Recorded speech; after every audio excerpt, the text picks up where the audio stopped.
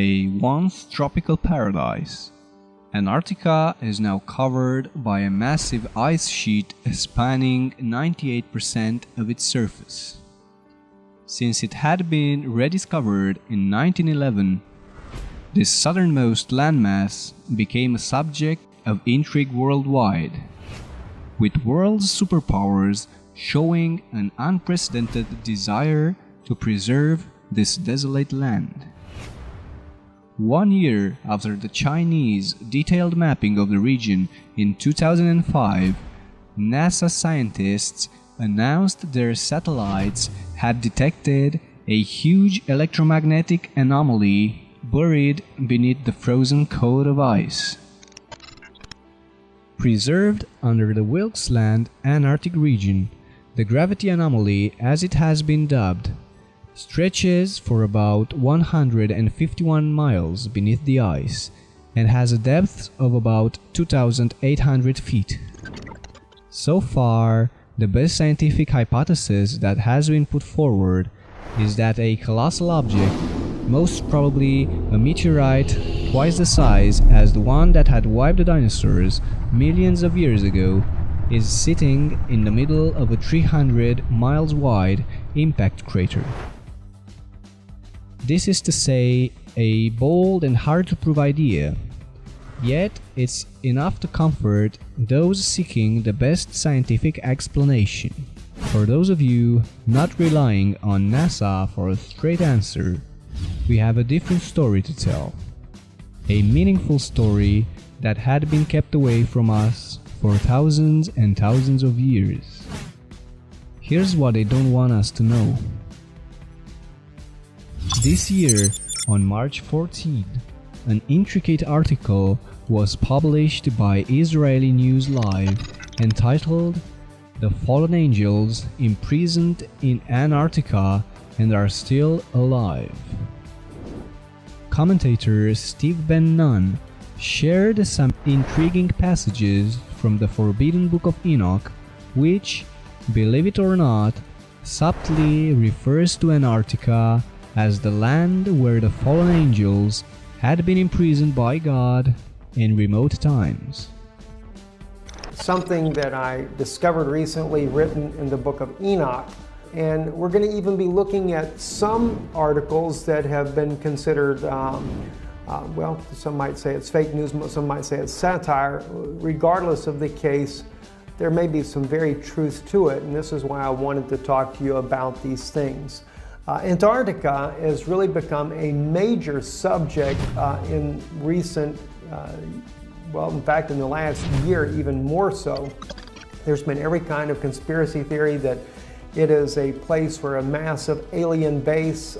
This is where aliens go at. We know of the one of the former military officers, Byrd, who fought a conflict near Antarctica and lost a lot of men, claiming that there were flying discs, flying saucers coming out of the Antarctica, and just there's all kinds of evidence that is legitimate evidence that clearly seems to show that the Antarctica is certainly a base of some sort.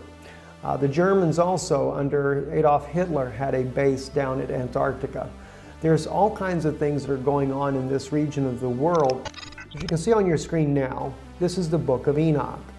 I was reading in the first book of Enoch, chapter 18, and this is where the angel Uriel is taking Enoch and showing him some very interesting things. We go down to say verse 4 and begin there. It says, "And I saw the winds which turned the sky and caused the disk of the sun and all the stars to set. And I saw the winds on the earth which support the clouds. And I saw the path of the angels. I saw at the end of the earth the firmament of heaven above. And I went towards the south." Okay, so he goes to the end of the earth. And he speaks about going towards the south. "And it was burning day and night, where there were 7 mountains of precious stones, and 3 towards the east and 3 towards the south." Enoch was the great-great-grandfather of Noah, the 7th generation of humans after Adam. He played an intermediary role between the fallen angels that had rebelled against the Lord and the righteous angels who served and did the Creator's bidding. Angels totaling 200 descended from the heavens and took women of their choosing, interbreeding with them and giving birth to a race of giant humanoids known as the Nephilim. The corrupted angels further taught humanity various tricks and crafts, and soon the earth became reddened from the blood of its creatures.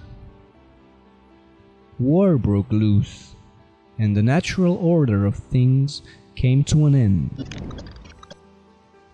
And Azazel taught men to make swords, and knives, and shields, and breastplates, and made known to them the metals of the earth, and the art of working them, and bracelets, and ornaments, and the use of antimony, and the beautifying of the eyelids, and all kinds of costly stones, and all coloring tinctures. And there arose much godlessness, and they committed fornication, and they were led astray, and became corrupt in all their ways. Semiaza taught enchantments, and root cuttings, Armaros the resolving of enchantments, Baragial taught astrology, Kokabel the constellations, Ezekiel the knowledge of the clouds, Aragiel the signs of the earth, Shamsiel the signs of the sun, and Sariel the course of the moon. And as men perished, they cried, and their cry went up to heaven. This episode in human history culminated with a heavenly battle. Righteous angels fought against the corrupted ones, and the latter were defeated. As punishment, the Lord had cast them away in Tartarus, and there is reason to believe this prison is located somewhere in Antarctica. Due to the successful role Enoch played in this conflict, together with his untainted nature, the Creator spared him of his earthly demise and took him directly into the heavens to witness the forthcoming events. Enoch's words are very suggestive, hinting at Antarctica as the spot where the corrupt angels were confined. And I saw the winds on the earth which supports the clouds, and I saw the path of the angels. I saw at the end of the earth the firmament of heaven above, and I went towards the south, and it was burning day and night, where there were 7 mountains of precious stones, 3 towards the east, and 3 towards the south. And those towards the east were of colored stone, and one was of pearl, and one of healing stone, and those towards the south of red stone, and the middle one reached to heaven like the throne of the Lord of Stibium, and the top of the throne was of sapphire. The second passage describes Enoch's journey south, where he witnessed a curious phenomenon where the sky was burning day and night. This could be interpreted as the southern hemisphere summer season in Antarctica, where there is daylight for 24 hours. The burning sky phenomenon refers to the aurora australis, or the southern lights, which are visible from high southern latitudes in Antarctica, Australia, New Zealand, Chile, and Argentina. Regarding the 7 mountains, Mount Vinson qualifies as the central mountain described by Enoch, as it is the highest in Antarctica. It does indeed have 6 other adjacent peaks, but they don't match the alignment depicted unless we shift Earth's axis of rotation.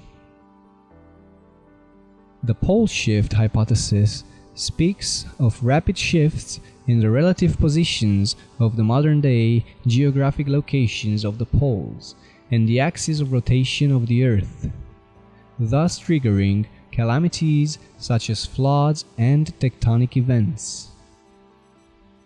According to the research conducted by Sir Charles Hapgood, such brisk changes were a common occurrence in Earth's history, and proposes that the last pole shift had happened about 11,000 years ago, at the end of the last ice age. Was this the time when the biblical deluge took place? Was Antarctica transformed from a habitable land into a frozen, inhospitable desert of ice as a result of this pole shift? Were the corrupt angels imprisoned at the summit of the iconic Mount Vinson in the Antarctic Sentinel Range? Or maybe where the Wilkes Land anomaly is located? It is still unclear based on the above clues, but dots are slowly joining. The locations of the above-mentioned sites don't overlap, but they both present a veritable riddle awaiting to be solved. From what we know from the Book of Enoch, the angels are still alive and struggling someplace underground until the time of the redemption.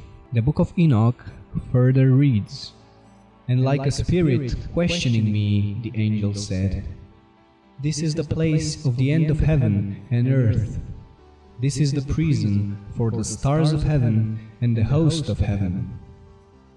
And the stars which roll over the fire, these are the ones which transgressed the command of the Lord from the beginning of their rising, because they did not come out at their proper times. And he was angry with them, and bound them until the time of the consummation of their sin, in the year of mystery." With this last passage in mind, it could be that Antarctica's riddles are too complex to unfold, and are instead awaiting this mystery year to arrive. Its frozen prisoners shall return to this land to wash their sins in the battle with the evil that is to come.